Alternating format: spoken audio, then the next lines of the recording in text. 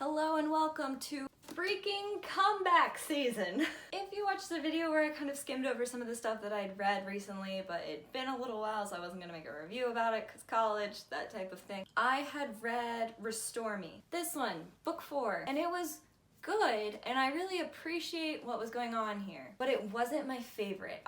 After reading the 4th one, I wasn't sure if I really wanted the following 3 books because I was like, I really like the way it wrapped up as a trilogy. I wasn't sure where we were gonna go with this.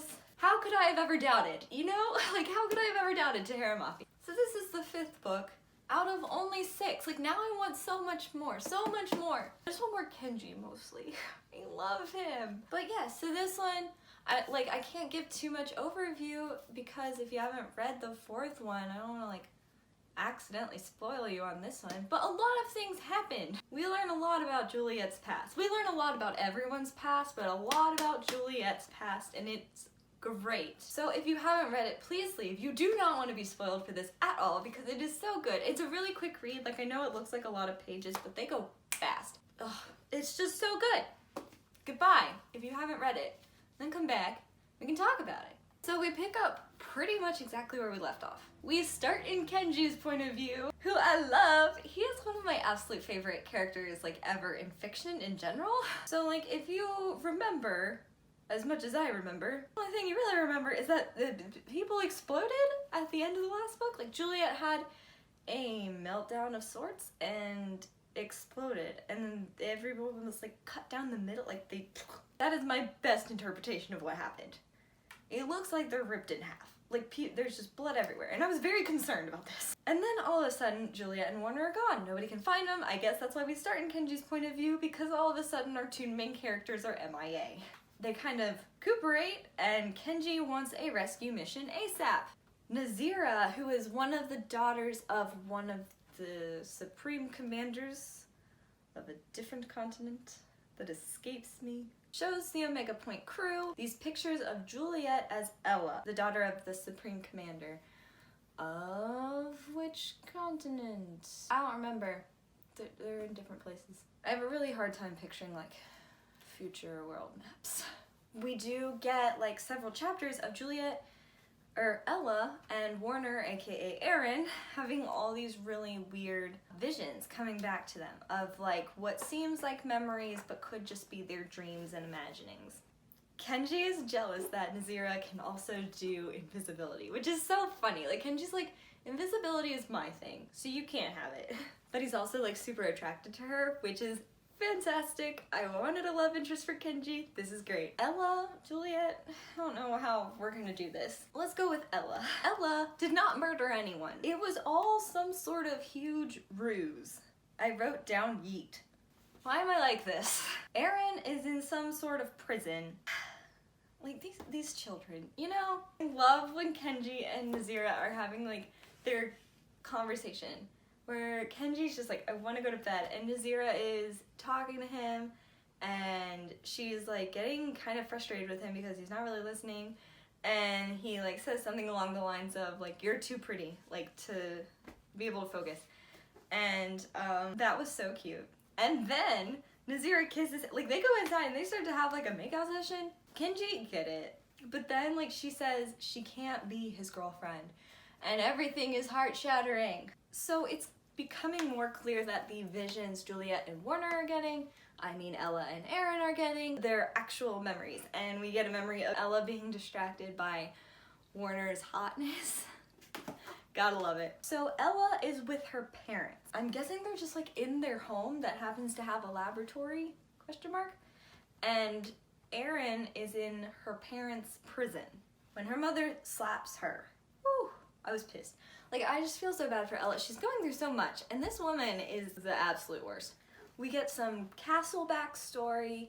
I don't know if we gotten this before and I forgot, but he had 2 sons who were killed, and then his daughter was pretty much scooped up / kidnapped by the reestablishment. She's been gone for a decade. Castle got a receipt for her. That is one of the most heartbreaking lines of all the Shatter Me books, and there's some pretty heartbreaking lines. The fact that his daughter got taken and he gets a receipt back for her. That was, I just can't even, like, what type of society does that? And then on page 87 we kind of get like an inkling of her. Like, she's around, she's thinking, she's doing things. I love the little like flashback scene where Aaron realizes that Ella finds him attractive, and it's just, it's so cute. I can't. Delalulu, Anderson's dad, shows up and Kenji is like, homeboy came through. Like, I can't believe this is happening. Delalulu has known Ella since she was little because his mind hasn't been getting wiped, which is what we find out is happening. Like, the kids keep getting their minds erased so they don't remember each other. And so he's known Ella for a long time, like since she was little. Kenji is pissed that Delalulu never helped Ella. Kind of rightfully so. Like, this man, I know he didn't have any type of power and his son was probably just like crazy, and I know his daughter was sick and all those things, but like, he did let that happen. And Delalulu says he really regrets being a coward and like not helping Ella when he could have. He says that they kept getting their minds erased, Aaron and Ella, and kind of like redoing things, retrying things, and that Aaron fell in love with her every time. That is so sweet. Like, that's just such a romantic idea. I love it. We find out that Anderson knew about Adam, and in theory James as well, and that he planned for Adam to be placed as Juliet's roommate when Ella was still Juliet. What? Like, the fact that they've engineered, because all these supreme commanders are parents, they have all these kids, and they have so closely engineered their kids' lives down to the son he wasn't supposed to have. He engineered him into this master plan of horribleness that they're calling Operation Synthesis. And it's just like very interesting of like the different roles the kids are supposed to have. Then, all of a sudden, Delalulu is shot, pan camera over to Anderson, who is still somehow alive. My jaw dropped. I was like, didn't he die in the last book? I know that I have like a very bad like memory of like those plots. Like, a lot of the times I just really remember the characters and not the plot so much. I was like, but didn't he die? Like, I'm pretty sure he's dead. The process that Ella goes through of her parents cutting her forearms, like, just like, I'm imagining these long gashes in her arms and like the amount of pain that she is in, and she's getting all these visions that are so confusing.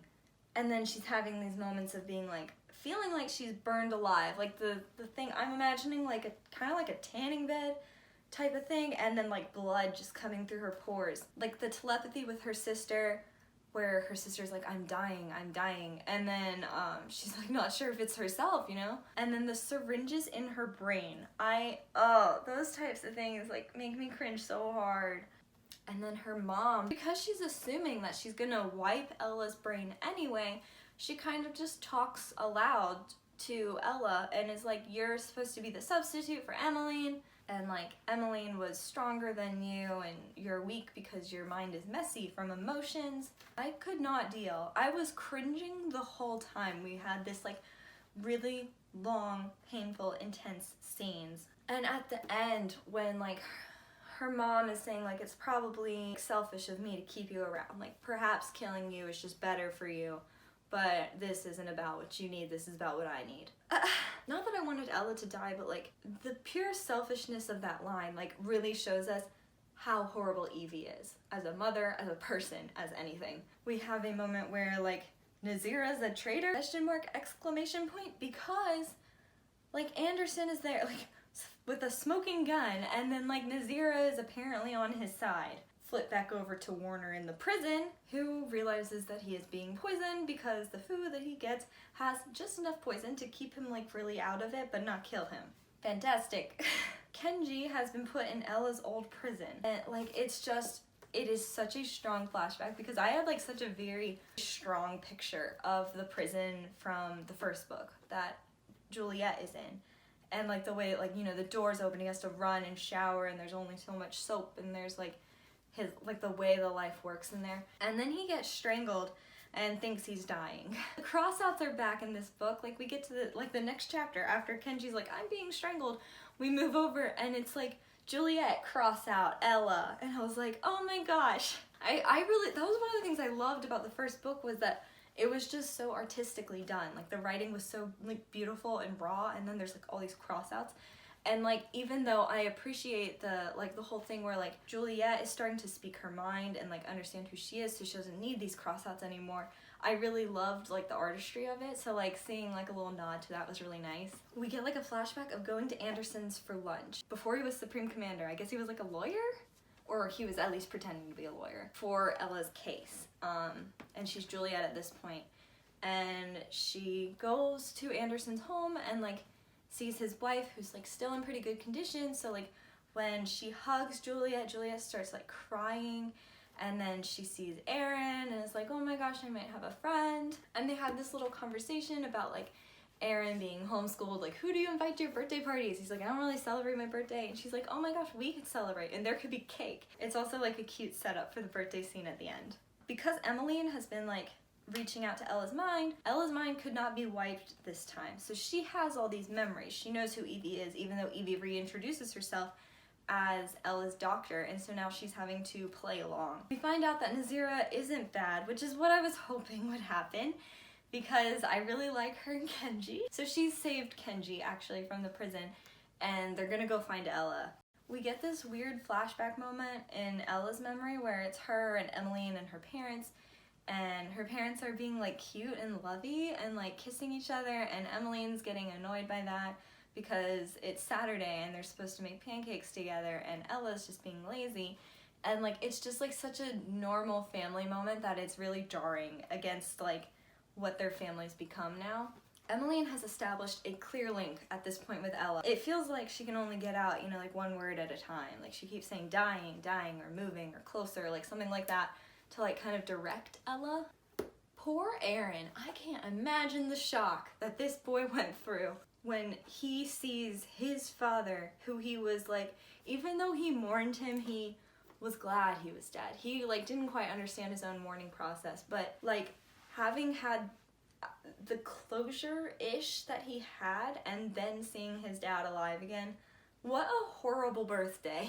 On page 204, Aaron really confronts his dad, like, you've been wiping my memories, like I've known Ella for this long, and like how could you possibly do this? And it's really rough. And Anderson kind of counters, like saying like Ella was designed for war, she was not designed for you. The kids have had their lives outlined by their evil dictator parents. Emmeline and Ella were essentially science experiments, and that's why Anderson is saying like Ella was not meant to be with you, she was not meant to be with anyone, she is strictly a tool for war. Anderson then plays a recording of Ella screaming. I'm assuming it was when there was that like the burning and like the blood coming out of her skin. He tells Aaron like, the girl you love is gone, like this is not her anymore, it just looks like her. That moment like on 213 when Aaron is like, he can't accept that she's gone, he's like, I tried to be good for her, but without her, what good is goodness? That was just like really heartbreaking. Like when he's like, there is no point of being good if she's not around, and I was like, you poor baby, like,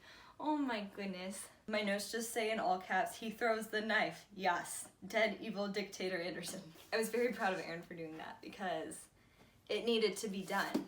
Emmeline leads Ella to her. So I'm assuming this is like a huge mansion with a laboratory underneath. And Emmeline leads Ella down to her. We find out that Emmeline pretty much lives in water. I'm picturing like a fish frog girl. Has like the webbing in her fingers, and she doesn't have most of her senses anymore. And it is so sad, like so sad. Emmeline tells her that their parents engineered her for pretty much mind control of the masses because she has such a strong amount of brain power. And they pretty much messed with her in ways that her mind could handle. Like her mind could keep up with all the manipulations, but her heart couldn't. So she's pretty much already dying. She's like lost so much of her bodily control, but like her mind is just still so active. So she's in pretty much just a prison. Emmeline has been using kind of the last reserves of her strength to reach out to the kids of the Supreme Commanders and like give them back their memories, because all of them have had their memories wiped at like one point or another. Emmeline wants to die. Like that is her main point. She's like, I want to die, I'm telling you this, and then I want to be done. Emmeline releases Ella's shackles. Like, they hear someone coming and she kind of like clicks them off with her brain. Emmeline is pretty much, in the best way she can, screaming at Ella to kill her. Kind of like giving her images of how to do that, and it's just so sad. And Ella's like, there's no way I can do this to you, but I am gonna come back. And that moment when Emmeline relaxes is just like really, really nice. Like, I felt so bad for her. I don't know how we could bring her back. Like, I don't know what quality of life she would have afterwards, like if she'd even be able to like live in the regular world. Like, I'm understanding that she maybe needs air, but like she can live underwater for such a long amount of time. Like, there must be some sort of like surgery. Maybe the twins can bring her back. They could just like sit there and heal her, right? Unknowns. Evie comes into the lab and sees Ella down there, who has found Emmeline. Ella rips out Evie's heart, like throws her against the wall, through the rib cage, pulls out the heart. That is an intensity we do not often see. So we switch back, like after this, immediately back to Aaron, who has been taken down, like syringe to the throat taken down. Like, all he wants to do is find Ella, and then we see that Max, Ella's dad, has Aaron. Like, he brought him clothes, he shaved Aaron's face while he was unconscious. They're so weirdly parental and also the absolute worst people ever. Max tells Aaron that Anderson is still alive. What the heck? Anderson comes out and we find out that he finally respects Aaron. Anderson had Evie put some of the twins, like Sarah and the other one, put some of their DNA into him so he can quickly heal himself. So when he got a knife thrown into his neck, he was able to make it. But Nazira has come to save Aaron, thank goodness. Like, she's invisible, whispers to him the plan, and goes outside. The Kenji and Ella reunion was amazing. I just love when they're like, can we cry about this later? I know we don't have time, but like, they needed their best friend cry time. And Kenji's just like, hell yeah, we can cry about it later. We should make like a list of things they need to cry about. Aaron leaves. Like, he just gets up and leaves. Like, this is the best plan he has because he's obviously being watched. And he gets shot in the leg.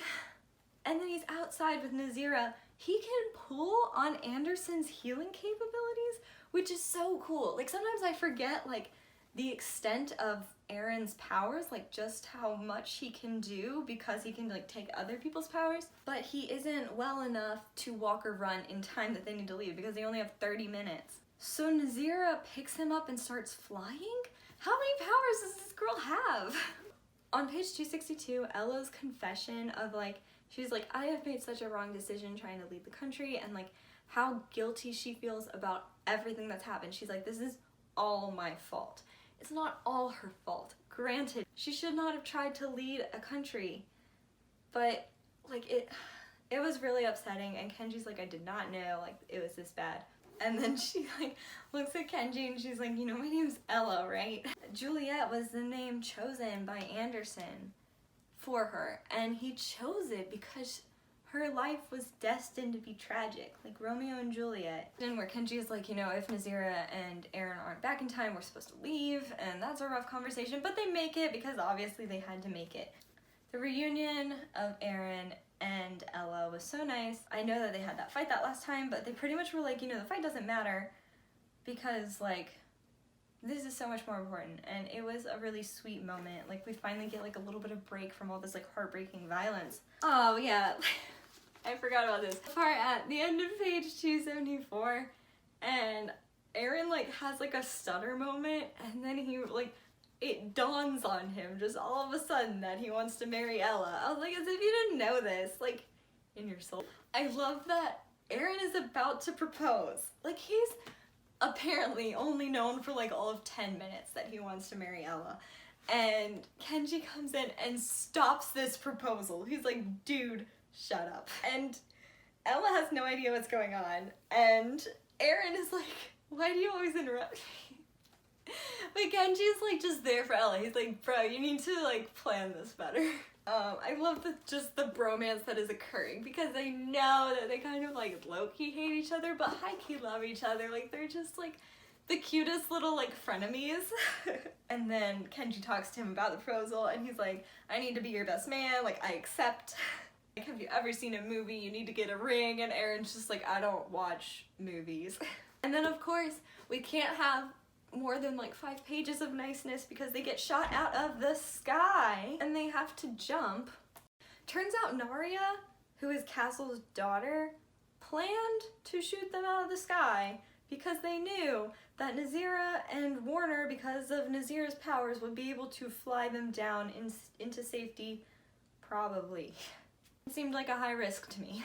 We find out that the reestablishment has lied about the environment. Like, the world is in turmoil. Like, my understanding was like this was after a really harsh war and like the environment just couldn't take it anymore. Like, we didn't do enough and now everything's in shambles. And they're like, things are bad, but they can still save the world, pretty much. They were just using that as a scare tactic to get people to submit to the reestablishment. They're like, scared people are easier to control. We like have this moment where people are like, we need to kill Evie, and Ella's like, done. She's like, I need to kill Emmeline, and I hope we can bring Emmeline back. Again, I don't know how they would do that, but like, I want them back as sisters together. Page 343, the proposal. So like, yeah, it didn't get planned out super well and there wasn't a ring, but it was perfect for them as a cute little couple. I just can't deal. I love, as a side note, that everyone is shocked whenever Aaron swears. I think that's so funny. And he's with Nazira and he swears and she's like, dude, did you just swear? And then Aaron's like, I am in significant pain. And then when he's with Ella and he swears and she's like, did you just swear? And he's just like, no, I didn't. They threw him a birthday party, so like after he just proposed and Kenji of course interrupts them, they take him to his own little birthday party and it's so cute. There's a cake and everything, just like when she told him they would do that, like literally a decade ago. Oh, the end with the classified files. I don't know if every book has that because like I bought mine from Barnes & Noble, so it's like exclusive scenes and classified files at the end. So they have like, if you didn't see it, they have every character and they have, you know, like their eye color, their height, and like all those types of things. But when you get to Emmeline's, there's like hardly any information on it. Like her birthday is like blacked out and any of the other normal information that the other characters have on them, it's like redacted, requires clearance. I was just like chilled. I was like, oh, this is good. 5 out of 5, I couldn't put it down. I don't know if the Kenji stories are out yet. There's like maybe a novella or something getting released. It's purple. The cover's purple. I'm really excited about it. I love Kenji. But yeah, this was absolutely fantastic. I can't wait for the next one. Oh, I don't know how she's gonna wrap all this up.